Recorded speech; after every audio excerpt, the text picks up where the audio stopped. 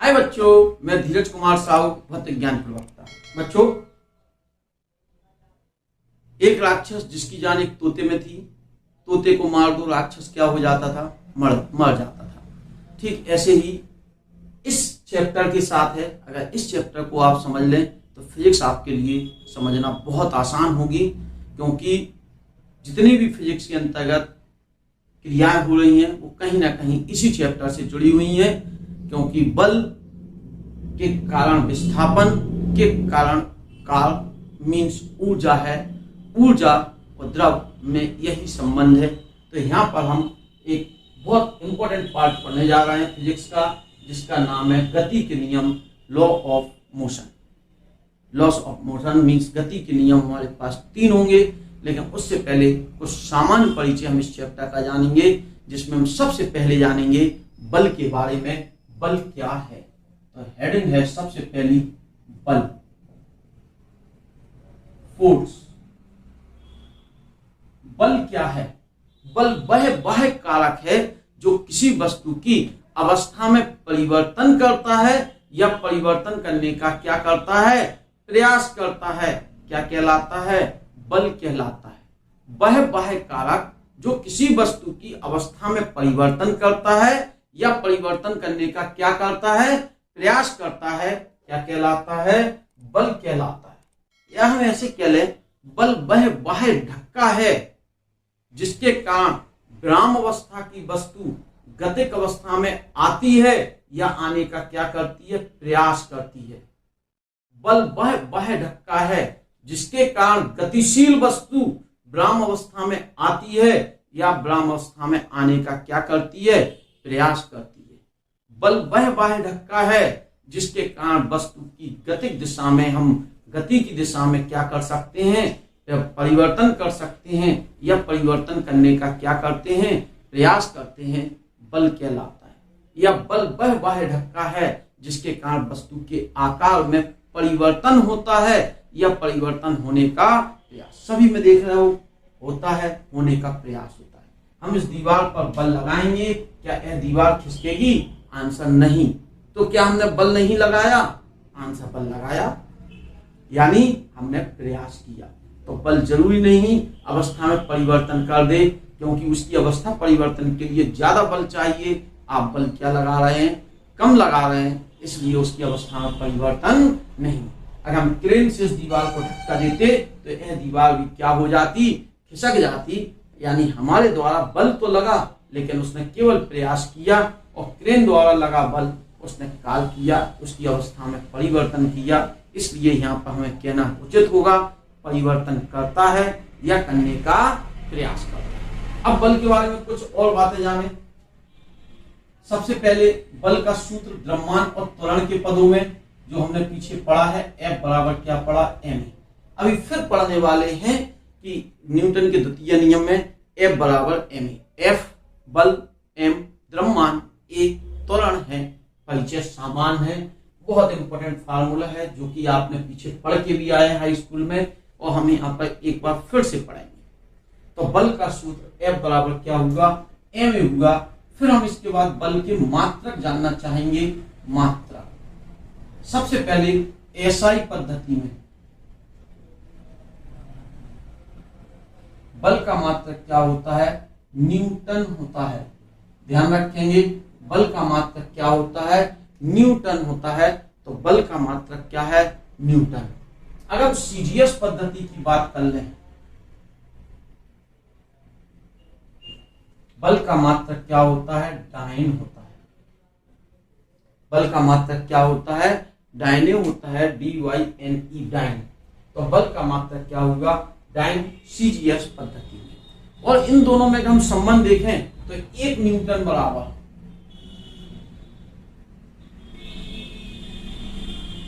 10⁵ dine होता है। 1 Newton बराबर 10⁵ क्या होता है? डाइन होता है। तो 1 न्यूटन बराबर 10⁵ डाइन। अगर हम बात डाइन की करें, वह डाइन नहीं जो चुड़ैल डाइन वाली बात है। एक वैज्ञानिक है सीजीएस पद्धति में, लेकिन याद ऐसे कर लें 1 न्यूटन 1,00,000 डायन की शक्ति रखता था। यही कारण भौतिक ज्ञान में न्यूटन ने फिजिक्स में बहुत जगह काम किया। एक डायन लग जाए किसी को तो ऊधम मचाना चालू कर देता है। 1,00,000 डायन किसी व्यक्ति के अंतर्गत हो, पूरे विश्व को हिला दी। सामान्य हंसने वाली बात, याद रखने वाली बात है, फिलहाल डायन यहाँ पर जो है वो मात्रक है, वो डायन स्क्वायर नहीं है।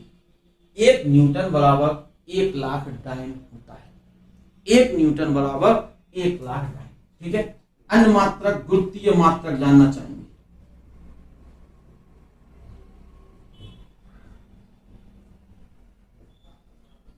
ग्रेविटेशनल यूनिट हम जानना चाहेंगे। यहां पर ग्रेविटेशनल यूनिट क्या होगी? पहले वही MKS पद्धति में इसका मात्रक किलोग्राम भार होता है। सामान्य रूप से केजी वेट लिख लेते हैं हम। ठीक है, CGS पद्धति में अगर हम बात करते हैं,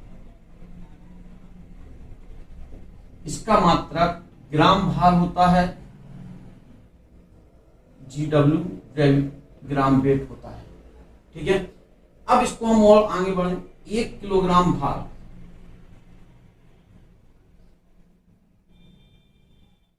बराबर 9.8 न्यूटन होगा। 1 ग्राम भार 980 डायन होगा। ठीक है, कभी भी 1 किलोग्राम वेट दिया हो तो उसमें 9.8 का गुणा करके हम काय में कन्वर्ट कर लेंगे, न्यूटन में बदल लेंगे। और अगर हमें ग्राम वेट दिया हो तो ग्राम वेट को बदलने के लिए हम क्या करेंगे, 980 डायन का क्या करेंगे, गुणा करेंगे। ठीक, कंफर्म हो गई। तीसरी बात, कोई समस्या नहीं होनी चाहिए। तीसरी बात, यह कैसी राशि है? सदिश राशि है, यानी इसकी दिशा होगी बस इस बल की दिशा वस्तु की गति की दिशा में, और उसके विपरीत दिशा में भी हो सकती है। जिस दिशा में बल लगाया जाएगा वो इसकी क्या होगी, दिशा होगी। अब प्रकृति के अगर हम मूल बलों के बारे में जाने, प्रकृति के मूल बल कौन कौन से मूल बल हैं, यानी fundamental force of the nature, प्रकृति के मूल बल, तो हम 4 बलों का ही नाम लेंगे। एक होगा गुरुत्वाकर्षण बल।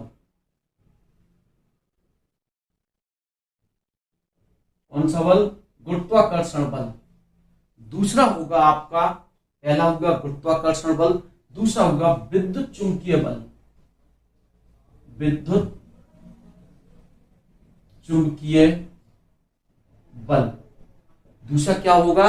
विद्युत चुंबकीय बल, electric magnetic force, gravitational force, electric magnetic force.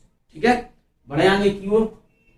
सी, अगर हम चौथे बल की बात करें प्रकृति के, तो वो होगा नाभिकीय बल। सबसे प्रबल बल है नाभिकीय, न्यूक्लियस फोर्स, नाभिकीय बल। और 5वां दुर्बल या क्षीण। 4 बल प्रकृति में पाए जाते हैं। इन्हीं 4 बलों के अंतर्गत वो बल, जितने भी बलों के नाम होंगे, इन्हीं 4 बलों के अंतर्गत कहीं ना कहीं होंगे।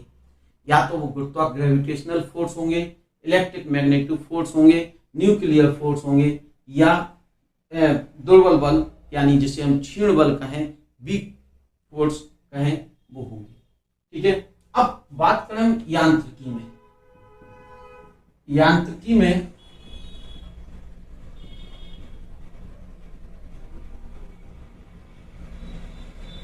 में जिन बलों का प्रयोग करेंगे, जिन नामों का प्रयोग करेंगे, उन नामों में सबसे पहली बात होगी भार। भार लिखा होगा W से रिप्रेजेंट करेंगे, W बराबर M×G लिखेंगे हम। भार मात्रक, किलोग्राम, वेट, न्यूटन जैसे हो सकती है। बी, प्रतिक्रिया। प्रतिक्रिया वर्ड बल को ही व्यक्त करता है, रिप्रेजेंट करेंगे हम किससे? R से रिप्रेजेंट करेंगे। नॉर्मल जिसे हम कहेंगे अभिलंबवत प्रतिक्रिया या प्रतिक्रिया। ठीक है, यह भी बल का ही नाम है, बस यांत्रिकी में प्रयोग किया जाता है। फिर इसके बाद तनाव बल।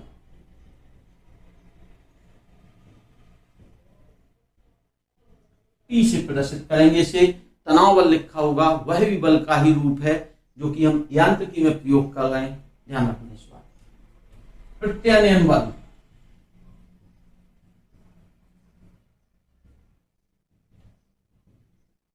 प्रत्यानयन बल हम F से रिप्रेजेंट कर सकते हैं,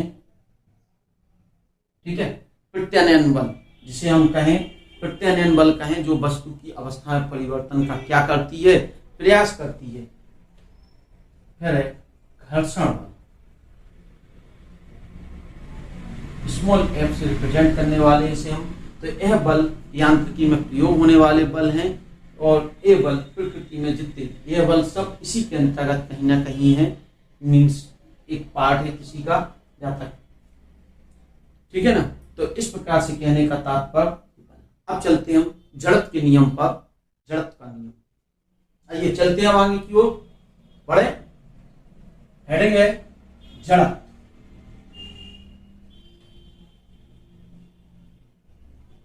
इनर्शिया,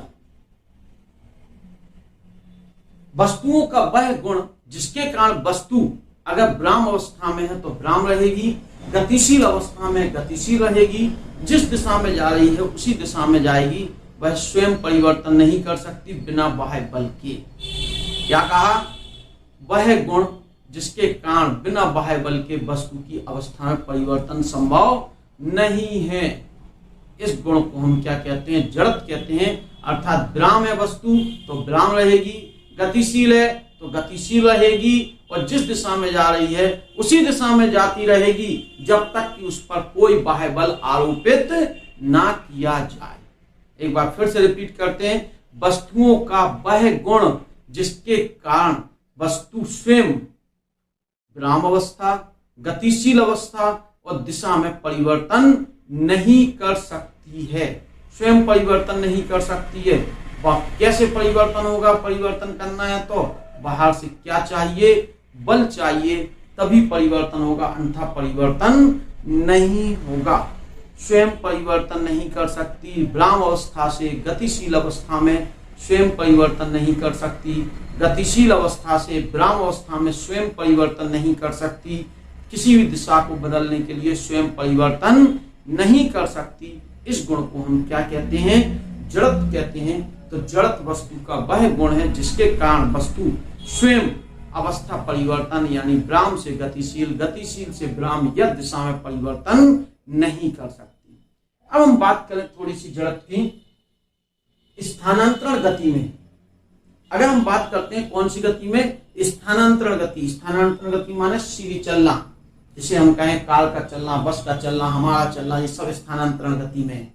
दूसरी घूर्णन गति होती है, अभी आगे हम जानेंगे वहां। स्थानांतरण गति में जड़त्व उस वस्तु के द्रव्यमान की माप है। किसकी माप है, द्रव्यमान, अर्थात द्रव्यमान पर निर्भर करती है। जिस वस्तु का द्रव्यमान जितना ज्यादा होगा उसका जड़त्व उतना ही अधिक होगा, जिस वस्तु का द्रव्यमान कम होगा उसका जड़त्व क्या होगा, कम होगा। तो ध्यान रखना इस बात को कि स्थानांतरण गति में जड़त्व द्रव्यमान की माप है। द्रव्यमान अगर हम बदल देंगे, द्रव्यमान ज्यादा होगा तो निश्चित ही तौर पर जड़त्व ज्यादा होगा, द्रव्यमान पर निर्भर करेगी। अब जड़त्व के प्रकार जाने हम।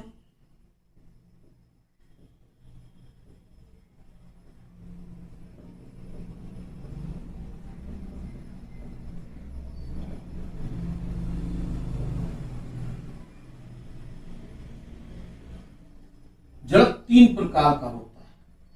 नंबर पहला विराम का जड़त्व। नंबर पहला किसका, विराम का जड़त्व।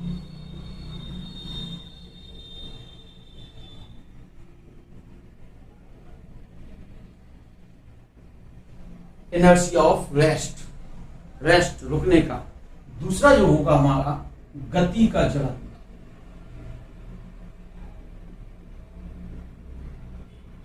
इनर्शिया ऑफ मोशन मीन्स गति का जड़त्व।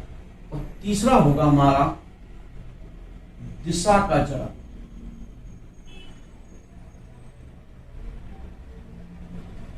Means inertia of direction.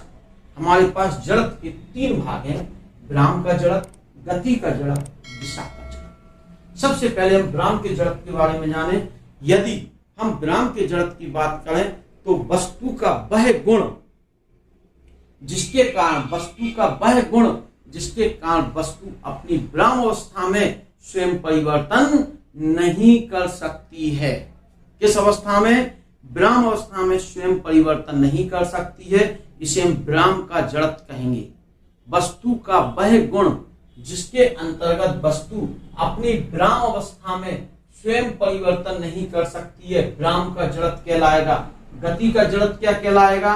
वस्तु का वह गुण जिसमें वस्तु स्वयं गतिक अवस्था में, कौन सी अवस्था में? गतिक अवस्था में परिवर्तन नहीं कर सकती है, गति का जड़त्व कहलाएगा।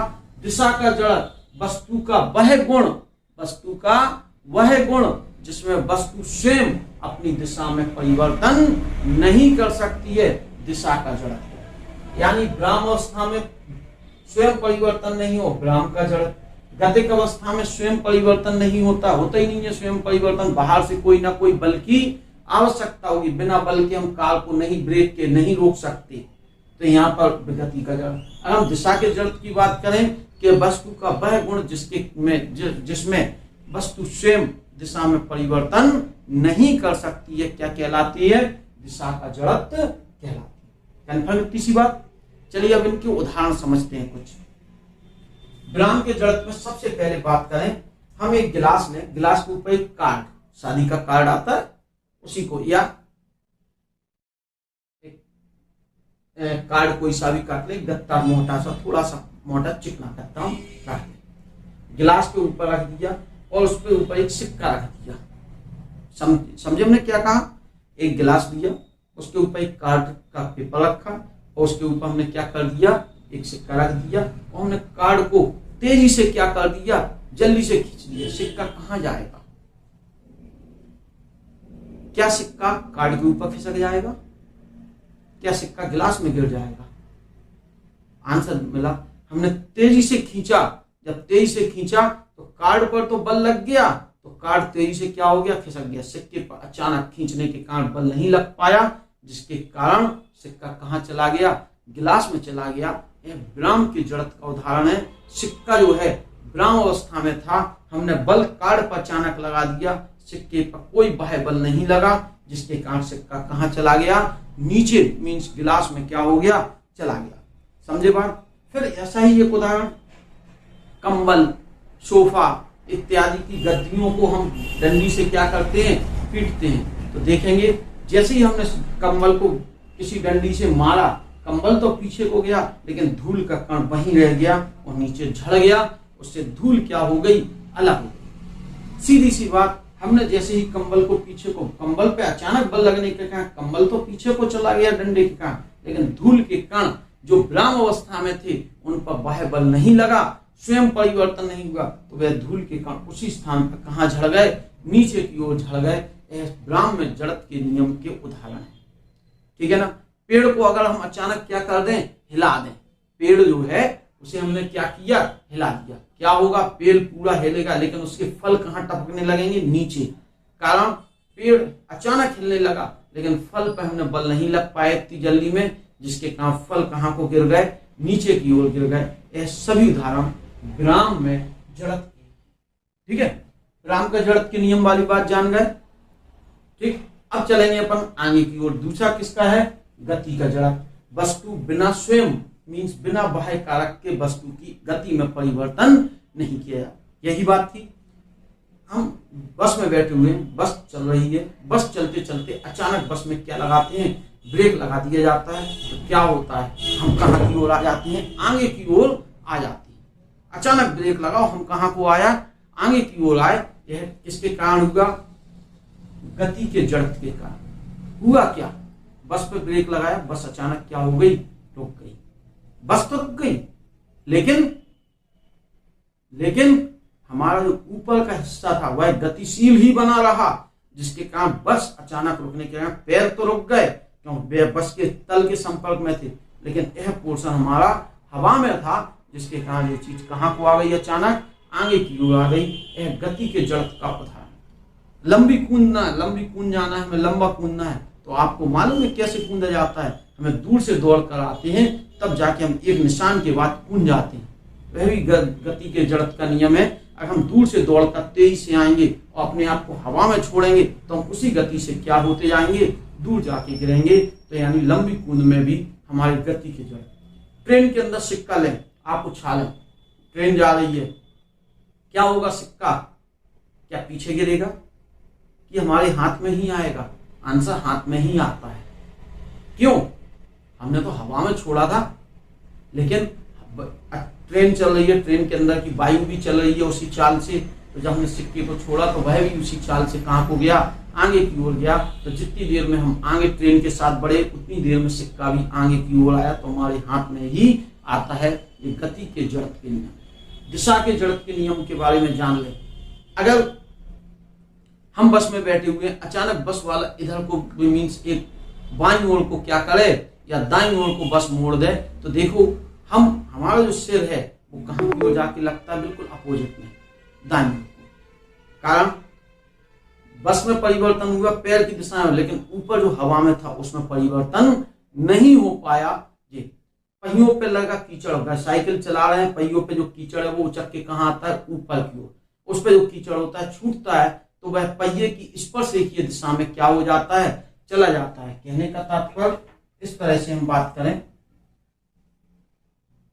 अगर ये पहिया इस तरह से रोटेट हो रहा है तो ये कीचड़ इसी दिशा में क्या हो गया, चला गया। जैसे ही वह मुक्त हुआ बिल्कुल सीधी दिशा में चला गया, बिना अपने स्वयं अवस्था में परिवर्तन नहीं कर सकता। रस्सी में पत्थर बांध के घुमाए और रस्सी अचानक टूट जाए तो जिस स्थान पर टूटेगी उसी की दिशा में क्या हो जाएगा, चला।